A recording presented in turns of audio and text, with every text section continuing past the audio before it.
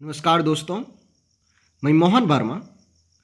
दोस्तों आज हम लोग 508 का यूनिट 10 के महत्वपूर्ण प्रश्नों को देखने वाले हैं। 508 यूनिट 10। यूनिट 10 में पहला प्रश्न जो इम्पोर्टेंट प्रश्न है, वीवीआई प्रश्न है, शारीरिक शिक्षा के पाठ योजना के सिद्धांतों को लिखें। दोस्तों आप शारीरिक शिक्षा के लिए पाठ योजना तैयार कर रहे हैं। इस पाठ योजना में किन किन बातों पर ध्यान रखना है, कौन कौन सिद्धांतों को फॉलो करना है, किन किन सिद्धांतों के आधार पर शारीरिक शिक्षा के पाठ योजना बनाना है, इनके बारे में यहाँ पर आपको बात करने वाला हूँ। दोस्तों हम सभी सामान्य पाठ योजना बना चुके हैं। हम लोग सभी जानते हैं कि पहले सामान्य उद्देश्य, विशिष्ट उद्देश्य, पूर्व ज्ञान, ये सभी इस तरह करके प्रस्तुतिकरण वगैरह करते हैं, गृह कार्य वगैरह लिखते हैं। लेकिन यह जो पाठ योजना होगा, शारीरिक शिक्षा का पाठ योजना, इनमें कुछ बातों का विशेष ध्यान रखना पड़ेगा। उन सिद्धांतों का विशेष रूप से ध्यान में रख करके आप बना सकते हैं। यहाँ पर देखिए, शारीरिक शिक्षा पाठ योजना निश्चित आधारभूत सिद्धांतों के अनुसार नियोजित होते हैं। यानी शारीरिक शिक्षा का जो पाठ योजना होगा वह कुछ निश्चित रूप से कुछ आधारभूत सिद्धांतों को फॉलो करना पड़ेगा। यानी आप कुछ सिद्धांतों के आधार पर ही शारीरिक शिक्षा का पाठ योजना बना सकते हैं। सबसे पहला जो सिद्धांत है जिसको फॉलो करना होता है वह है उत्साह बढ़ाना। दोस्तों कोई भी शारीरिक काम करवाने के पहले लोगों में, या कोई भी गतिविधि करवाने के पहले बच्चों में उत्साह बढ़ाना पड़ता है। उत्साह के अभाव में मांसपेशियों की चोट पहुंचने की संभावना रहता है। सबसे पहले यहाँ देखिए क्या मैं लिखा हूं, किसी भारी या प्रबल गतिविधि को शुरू करने से पहले कक्षा का पूर्णतया उत्साह बढ़ाना जरूरी है। सबसे पहले आपको उत्साह बढ़ाना पड़ेगा। उसके बाद देखिए, उत्साह के अभाव में मांसपेशियों की चोट की संभावना रहती है। उत्साह बढ़ाने के क्रम में दौड़ना, उछलना, रस्सी कूदना, टहलना, ये सब हो सकता है। दोस्तों आप देखते होंगे टीवी पर जब इंटरनेशनल प्लेयर्स, खिलाड़ी कुछ खेलते हैं, चाहे क्रिकेट हो या, तो हल्का फुल्का उछलते हैं। वे अपने को वार्म अप करते हैं, उत्साह बढ़ाते हैं। दूसरा उसके बाद आता है सुव्यवस्थित विकास। सुव्यवस्थित यानी एक निश्चित तरीके से व्यवस्थित, इसको हम कहेंगे सुव्यवस्थित। तो सुव्यवस्थित विकास को सुनिश्चित करने के क्रम में शरीर के सभी अंगों के समान अभ्यास के लिए पाठ अवश्य दिया जाना चाहिए। सभी बड़ी और छोटी मांसपेशियों को भुजाओं, पैरों, गर्दन और धड़ के लिए के विभिन्न व्यायामों की सहायता से प्रयोग में लाया जाता है। दोस्तों हमारे शरीर में बहुत अंग हैं। इन सभी अंगों को व्यायाम की आवश्यकता है, और वह भी समान रूप से। ऐसा नहीं कि केवल हम पैर की हमेशा व्यायाम करते हैं, हाथ का नहीं करते हैं या अन्य अंगों का नहीं करते हैं। ऐसा करने से समुचित यानी शरीर के जो समान विकास होना चाहिए वो समान विकास नहीं हो पाता है। इसलिए सुव्यवस्थित विकास को सुनिश्चित करने के क्रम में, यदि आप सुव्यवस्थित विकास चाहते हैं अपने शरीर का, तो आपको सभी अंगों का समान अभ्यास करना जरूरी है। उसके बाद आता है आयु और लिंग। आपको आयु और लिंग पर भी ध्यान देना है। मान लीजिए कोई बच्चा 6 वर्ष का है और एक दूसरा बच्चा 16 वर्ष का है। क्या दोनों को एक ही गतिविधि करने के लिए देंगे? नहीं। इसके लिए जो गतिविधि होगा वह इससे अपेक्षाकृत सरल होगा, और 16 वर्ष वाले बच्चे का जो गतिविधि होगा थोड़ा जटिल होगा। तो हमको उम्र के अनुसार देखना पड़ेगा, क्योंकि इसकी जो कार्य करने की क्षमता है, यह इसका क्षमता कम है, यह ज़्यादा क्षमतावान बन गया है। इसलिए इसको हम अधिक जटिल गतिविधि दे सकते हैं, लेकिन कम उम्र के बच्चों को सरल गतिविधि दे सकते हैं। यह हुआ आयु। उसके बाद आता है लिंग।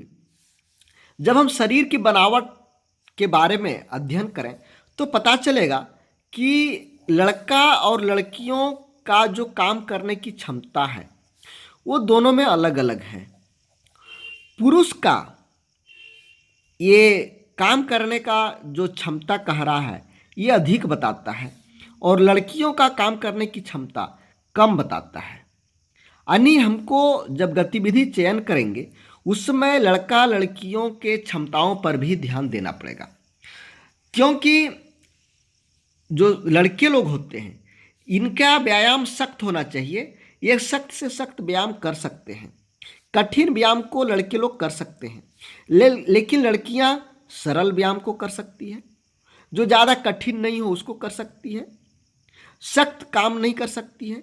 तो इन चीज़ों पर ध्यान रखने की ज़रूरत होता है। देखिए मैं यहाँ क्या लिखा हूँ।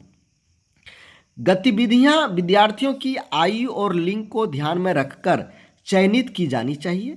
छठी कक्षा के लिए व्यायाम 9वीं कक्षा के लिए व्यायामों से बिल्कुल भिन्न होने चाहिए। यानी उम्र हुआ, छठी कक्षा के लोग कम उम्र के होते हैं और 9वीं कक्षा के लोग अधिक उम्र के होते हैं।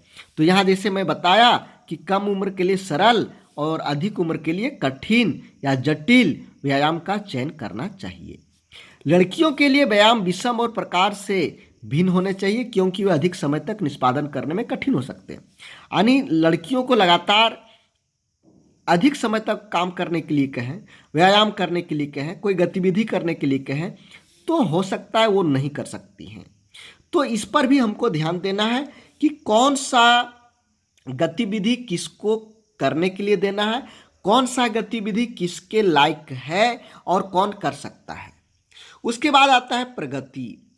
पाठ कोमल व्यायामों से प्रारंभ होना चाहिए, धीरे धीरे कठिन व्यायामों में बदलना चाहिए। व्यायामों की व्यवस्था में एक उपयुक्त क्रम होना चाहिए ताकि विद्यार्थियों के बीच कठिनाई के आधार पर गतिविधि के किसी चरण पर कुंठा की अनुभूति नहीं हो।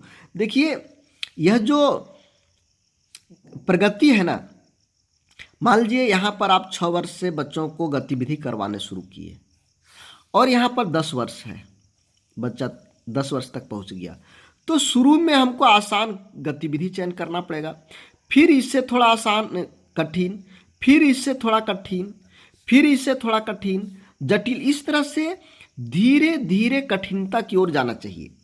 शुरू में कोमल व्यायाम करना चाहिए और अंत में कठिन व्यायाम की ओर हमको जाना चाहिए। तो एक उपयुक्त क्रम के अनुसार पाठ का चयन हमको करना चाहिए, जिससे बच्चों की विकास में उपयुक्त वृद्धि हो, यानी बच्चों का सर्वांगीण विकास हो सके। पाठों की व्यायामों की उपयुक्त क्रम नहीं होने से बच्चों में इसका प्रभाव यानी कुप्रभाव पड़ता है, खराब प्रभाव पड़ता है। उसके व्यायाम की पुनरावृत्ति। देखिए कोई भी व्यायाम एक बार करने से उसके लाभ होने के चांसेज नहीं के बराबर है। व्यायाम बार बार करने की चीज़ है, इसको एक निश्चित अवधि के लिए बार बार किया जाता है। अवधि का विस्तार या आवृत्ति की संख्या व्यायाम की प्रकृति और उद्देश्य पर निर्भर है कि वह जो व्यायाम है एक दिन में होना चाहिए या बार बार होना चाहिए या फिर सप्ताह में एक बार, महीना में एक बार या साल में एक बार होना चाहिए। ये सभी का निर्णय आपका व्यायाम की प्रकृति और उद्देश्य पर निर्भर करता है कि इसको आप डेली करना चाहिए या साप्ताहिक करना चाहिए या मंथली करना चाहिए। उसके बाद आता है पाठ की निरंतरता। एक बार जब पाठ शुरू होता है तो अंत तक बिना बाधित हुए जारी रहना चाहिए। यदि बाधा आती है तो शरीर को गतिविधि की परिशुद्धि, ताकत और लय को ठंडा होने को बाध्य करता है, तो यह विपरीत प्रभाव डालेगा। तो दोस्तों जब हम पाठ को शुरू कर देंगे तो वह पाठ जब तक जितने मिनट की है वह जब तक पूरा नहीं होता है बीच में रुकना नहीं चाहिए। यदि कोई बाधा आती है और वह गतिविधि रुक जाता है तो उससे परिशुद्धता, ताकत और लय को ठंडा होने लगता है, जिससे विपरीत प्रभाव पड़ता है। उसके बाद अंतिम है लचीला बनाना। व्यायाम के पश्चात शरीर को सामान्य स्थिति में लाया जाता है, लेकिन सहसा नहीं बल्कि कोमल व्यायामों के द्वारा। यानी आप एक कोमल व्यायाम से शुरू किया, कठिन व्यायाम पहले नहीं किया, लेकिन कुछ समय में कठिन व्यायाम और फिर धीरे धीरे कोमल व्यायाम से समाप्त करना चाहिए। यानी धीरे और बीच में पूरा स्टार्ट, फिर धीरे धीरे समाप्त की ओर जाना चाहिए। जैसे अंगों का हिलाने, तानने, सिर को घुमाने, लंबे श्वसन जैसे व्यायाम और अन्य अधिक व्यायाम इस उद्देश्य के लिए अच्छे हैं। शारीरिक और मनोवैज्ञानिक कारणों के लिए लचीला बनाना आवश्यक है। तो दोस्तों, हम लोगों को जब शारीरिक पाठ योजना बनाना हो तो हम लोगों को क्या क्या ध्यान रखना चाहिए? सबसे पहला चीज़ है उत्साह बढ़ाना चाहिए, ऐसे उसमें अवसर हो जिससे बच्चों का उत्साह बढ़े, सुव्यवस्थित विकास होने जैसा हो। आयु और लिंग पर हम लोग ध्यान रखना है कि सभी आयु वर्ग के लिए एक जैसा नहीं और महिला और पुरुष के लिए एक जैसा नहीं होगा। प्रगति धीरे धीरे, पहले कोमल हम लोग स्टार्ट करते हैं, छोटे छोटे व्यायाम, धीरे धीरे कठिन की ओर चलते हैं। उसके बाद व्यायाम की पुनरावृत्ति एक लगातार अवधि के बाद हमको लगातार रूप से उसे करना चाहिए और पाठ की निरंतरता बनी रहना चाहिए, बीच में छोड़ना नहीं चाहिए, लचीला होना चाहिए। यानी शुरू में कोमल, यानी बीच में बहुत हार्ड और फिर धीरे धीरे कोमल के अनुसार छोड़ना चाहिए। दोस्तों, ये नोट्स यदि आपको अच्छा लग रहा हो, यदि ये नोट्स आपको अच्छा लग रहा हो तो आप इस व्हाट्सएप नंबर के माध्यम से मंगा सकते हैं। यह जो नोट्स है सरल भाषा में लिखा गया है। आपका एग्जाम के बेहतर तैयारी हेतु है। 508, 509, 510 के बेहतरीन तैयारी हेतु आप इस नोट्स का उपयोग कर सकते हैं। यह कम समय में तैयार होने वाला है। आप लोग दोस्तों 501 से लेकर 507 तक का मेरा PDF देखा होगा, नोट्स को देखा होगा। यहाँ पर 501 से लेकर 507 तक के नोट्स ने बेहतर प्रदर्शन किया है और इसी तरह मैं मेहनत इसमें भी किया हूँ, यह भी बेहतर प्रदर्शन करेगा, मुझे उम्मीद है। दोस्तों, दूसरा चीज़ है, यह बहुत सस्ता है। मात्र 25 रुपये में एक कोर्स का आपको मिल जाएगा PDF के रूप में। यहाँ पर व्हाट्सअप करें। आप पैसा कैसे भेजेंगे? ये यदि आपको 508 और 9 लेना है तो 50 रुपये लगेंगे, 508 और 10 लेना है तो 50 रुपये लगेंगे। मतलब 50 रुपये में आपके पास 2 कोर्स का PDF जाएगा। तो धन्यवाद दोस्तों, जय हिंद।